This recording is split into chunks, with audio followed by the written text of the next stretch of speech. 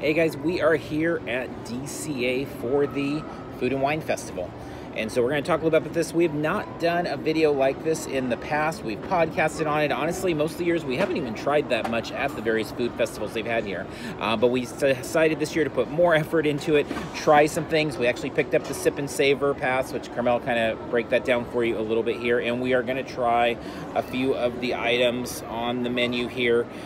We will, in the weeks to come to, have more information about it on the podcast and everything. But for now, big thing to know, it runs from March 1st to April 23rd. So it's almost 2 full months of food festival. One thing is a quick side note, they have added a lot more entertainment, it feels like, and so we have put some separate videos up of that. There's a cute character show with Chip and Dale and some dancing and singing, the Fat Cat Swingers over in Paradise Park, kind of a high energy swing dance kind of a thing, and just some fun things there that kind of we've seen at some of the other food festivals, specifically Boysenberry Festival at Knott, so it's neat to see them kind of stepping up that way. Yeah, so as Sean quickly showed you, the new maps for the park have the food and wine on the front, but the inside's pretty much the same. There isn't anything specific really to food and wine, it's just mostly the cover. So there's that. And then, as I said, we got the Sip and Savor pass. So if you're an annual pass holder, it's $49 and you get 8 tabs to try some different things.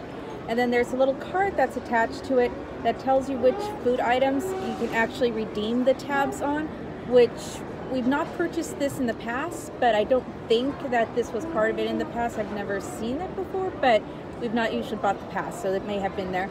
But from what I've seen from when I was going around getting the food, the items that weren't on here were the ones that were less than $6, which would not make sense to use a tab, because the way it breaks down to with the $49 is it ends up being like $6 and change. So I think the items that aren't on the list are the ones that just doesn't make sense to use it for. So that is there. And then as an annual pass holder, you get the lanyard that has a AP and the food and wine our logo on it. So there's that. And then if you go over to the Blue Cellar Skyway? No, Blue Sky Cellar. Blue Sky Cellar. That's where the AP corner is, and so you get the AP button here. So there's a photo op in there too that just had kind of the table and Mickey Mouse with the chef's hat and things like that. Yeah, and like really big a fork and spoon that you can take a picture with, like you're eating the food. Props. So yeah, a couple of props. And then the Food and Wine Festival actually has this guide that mostly just shows the locations of the booths. So there's that, and then there's they mentioned some of the extra talent stuff. So sold out is Guy Fieri. I don't know how you pronounce his name. I'm not into that kind of stuff. And then some drink information. Yeah, there's a variety of free entertainment in terms of like cooking demonstrations and things like that. They have the junior chef. We saw that actually. They were having kids up on stage. They were kind of doing cooking demos, and then they'd like stop and have music play and they dance and things like that. But there's also that you can book separate events as well for wine tastings and things of that nature and different more popular mainstream talent.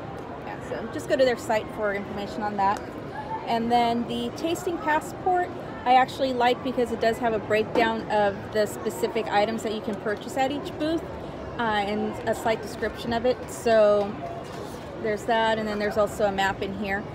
This also, if you get it stamped at different locations, then you get a completion stamp, which I didn't bother with doing as I was going around collecting food, but other people were, so I don't know, it's there. And then there's a place like for notes and stuff if you want to take notes of the foods that you tried and stuff. So several little things that we picked up along our experience today. So and we should say there's also a bunch more merch. I mean, they've always had different merchandise items, but they've got plush Mickey, they've got ears specific to the event. They're $28. They have like a fork and a print from the Food and Wine, cups, mugs, yeah, just all sorts of stuff. Oven mitts. You can find tons and tons of merchandise over on Buena Vista Street and in the various kind of kiosks along the way. So the items, I guess we'll just kind of try the items we picked up. Let's go with this first. So this here, you can see, is the cauliflower ceviche, and now this is one of the couple vegan things, right? Yes, it is a vegan option. Let me see. I'm looking for the actual description here. Yeah, so in the book, it's available at the Veggie Fruit booth, and it just says cauliflower ceviche with chile corn crumble and tortilla strips, and it is a vegan option.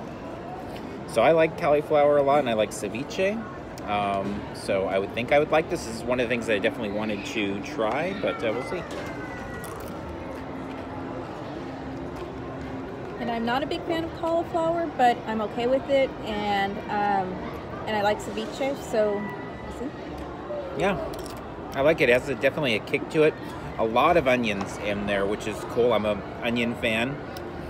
The cauliflower is not cooked as much as I'd like, so it's kind of a little hard. Tastes a little bit raw, which makes sense obviously for ceviche, but I thought it'd be kind of a little bit softer in there from the juices and things like that. But definitely I like it. It's something I would order, which has been kind of a rare thing. There's not been a ton I've loved at this festival in the past.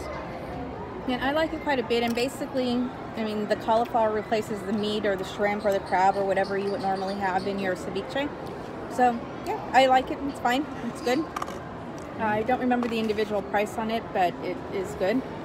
Now the other thing we got was the artichoke toast, which has an olive sauce on it.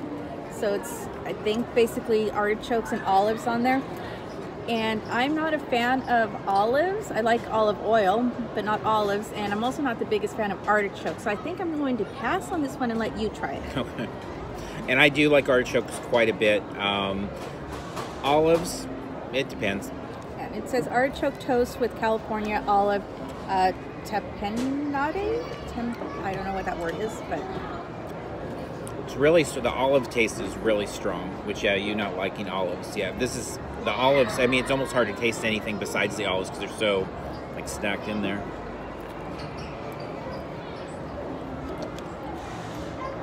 Yeah, it's okay.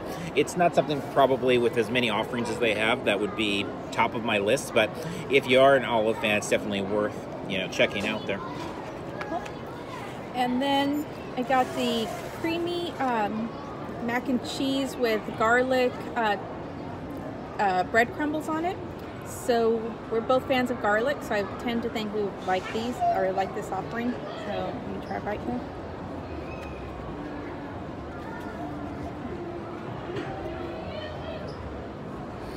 Yeah, this was another one pretty high on my list when it was announced. So it sounds like all the things that I like in food. It's good. Yeah, I like that a lot.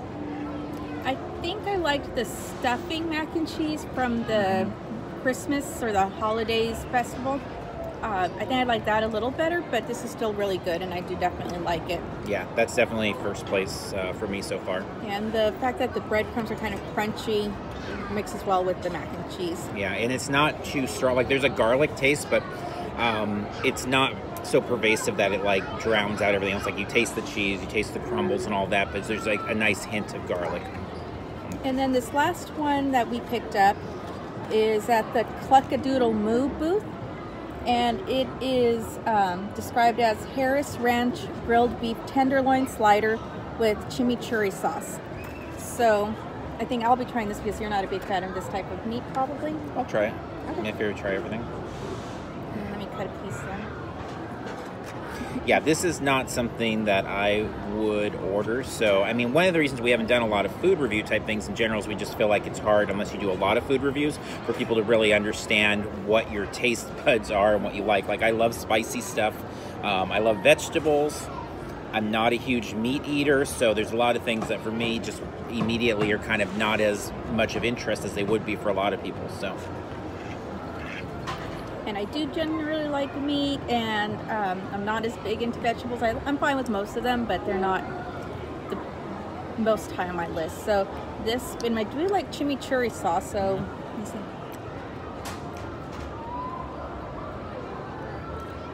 The chimichurri sauce reminds me of the meatballs that they would have over at Paradise Garden Grill, that we would get sometimes that sauce. The meat, it's really, one of my complaints a lot of time with meat on a bun type thing like this is kind of stringy, fatty meat mixed in, but this is like really really tender. lean. Yeah. It's definitely high quality. It's a bit much meat for me in general. Like, it wouldn't be something that I would probably cut the meat in half, but I think for most people it'd be like right up their alley. Yeah, I like it quite a bit, so to me it works. So I think the only thing that I obviously didn't try, because I don't think I would like it, is the artichoke toast, but everything else I like quite a bit, which is great. And again, with getting the sip and savor pass with the pass holder or discount, I think it's $5 less. Yeah, so it's $49 for pass holders, $54 without. And a breakdown of about $6 and change. 13 cents. Okay, $6.13. I think the portions are decent enough this time. In the past, that's been one of our complaints, is that the portions were pretty small and the prices were pretty high. But this time, the portions we got, at least today, seem pretty okay. Yeah, I think I'm okay with the purchases we made today. Right, yeah, and then, like I said, the combination with the entertainment, because that's always been my complaint, and it's kind of been a joke with some people of just that we're never really into the food festivals, and there's so many of them in things in general throughout the year, whether it's at Disney or other parks that we cover. But it's usually because it's just about the entertainment. If it's just food, I'm not, a huge fan of just kind of standing in long lines sometimes for food that's not quite a meal or things like that. But when they add in the entertainment, and I've been like super impressed with that today. We've only been here a couple hours, so we've not seen even a ton of it, but there just seems to be a whole lot more going on, much more energy. And so the fact that you're able to kind of layer that in with the enjoyment of some new treats and things like that, it does really seem like a fun night out. So it'll be crowded in the park, so beware of that if you're coming out to DCA. Though the lines, a couple of the lines I got into looked pretty substantial, but they were actually pretty quick going through.